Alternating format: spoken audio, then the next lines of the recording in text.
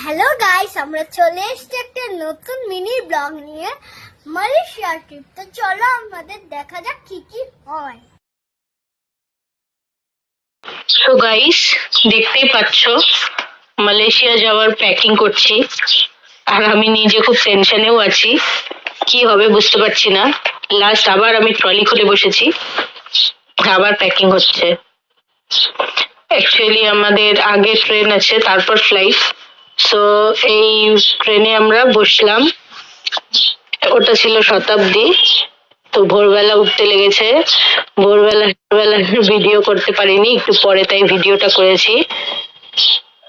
আমার মেয়েও খুব ব্লগ বানাতে ব্যস্ত ছিল আমার সাথে। তো মেয়ে কিছু বলছে যে আমরা এখন কোথায় আছি, ট্রেনে আছি তাই না? ট্রেন থেকে আমরা কোথায় যাব? মালয়েশিয়া। ফ্লাইটে করে যাব, তাই না? তো অনেক কিছু বলছিল যে আমরা এখন অনেকক্ষণ থেকে বসে আছি, ট্রেন যাচ্ছে পেছন দিকে। তো যাচ্ছিল পেছন দিকে ট্রেন, দেখতেই পাচ্ছ। আমরা ব্যাক সাইড করে বসেছিলাম।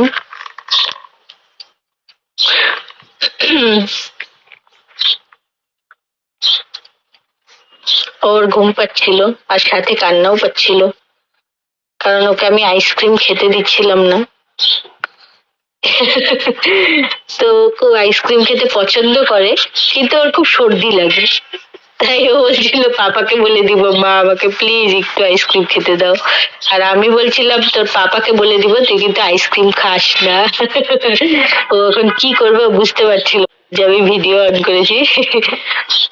আমরা কলকাতাতে চলে এসেছি।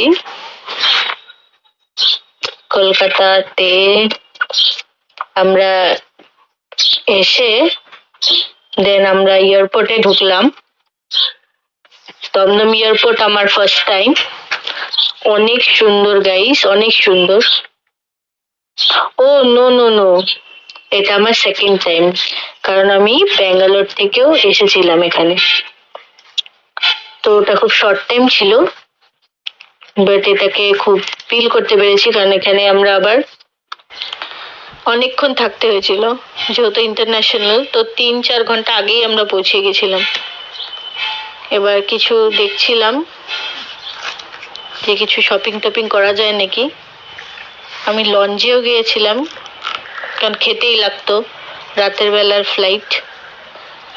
সো যাচ্ছি আমরা। এবার আমরা ফাইনালি বেরোলাম ফর আওয়ার মালয়েশিয়া ট্রিপ।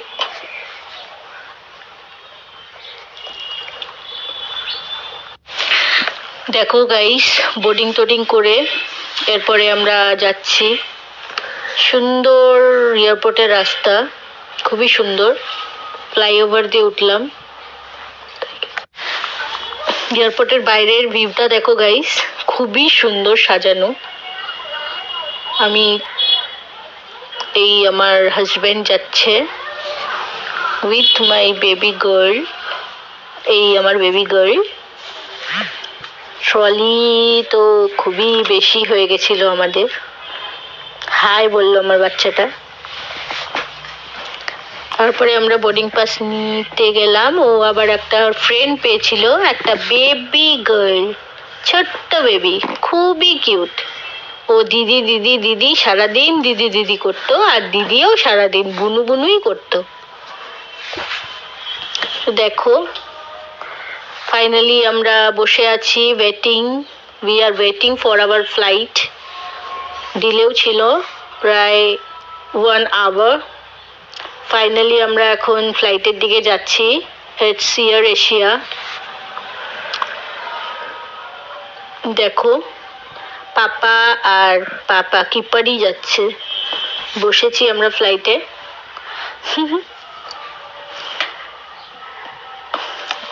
আমি শুধু আমার ভিডিওটা একাই করি, কেউ আমাকে হেল্প করার নেই।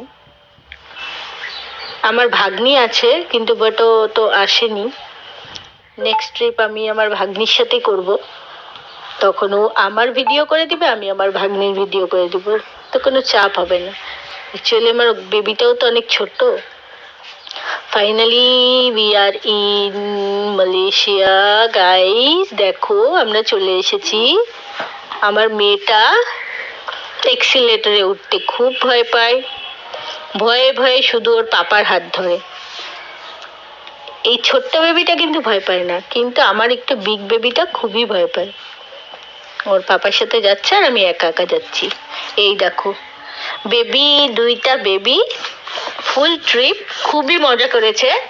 এই যে ওর পাপার সাথে দেখো কোথায় বসেছে গাইস, কি সুন্দর লাগছিল দেখতে। আমি অনেক ফটো তুলেছি ওর। ও কিন্তু অনেক সাহসী। ফাইনালি সকাল হয়ে গেছে গাইস। মালয়েশিয়ার রাস্তাতে আমরা, দেখতেই পাচ্ছ কত বড় বড় বিল্ডিং ওখানে। হোটেলে আসলাম।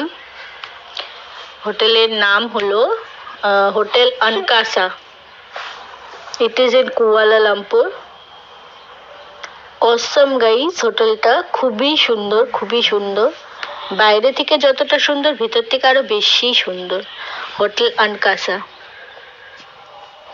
নাও আমরা এখন চেক ইন করবো। বাচ্চারা খুব টায়ার্ড, তবুও হেঁটেই যাচ্ছে হেঁটেই যাচ্ছে। সারা রাতে জার্নি করে এসেছি। আমাদের প্ল্যান, আমরা একটু পরে আবার ট্যুরে বেরোবো। আমরা কুয়ালালামপুর স্ট্রিট ট্যুর করব। কিন্তু সবার এখন অবস্থা খারাপ, সবার এখন লাগবে একটু রেস্ট।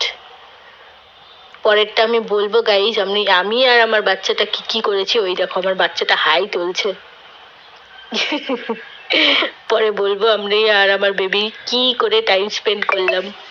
ওর পাপা তো গিয়ে আগেই বেড নিয়ে বসেছিল। এই আমাদের রুম, বেবিও ঢুকলো। খুব সুন্দর ছিল। আর হোটেলের বাইরের ভিউটা যে দেখা যাচ্ছিল রুমের থেকে, সেটা অসাধারণ ছিল, খুবই সুন্দর ছিল। I can't express my feeling in some words. আমি চেষ্টা করছি তোমাদেরকে বোঝানোর কোথায় কি আছে।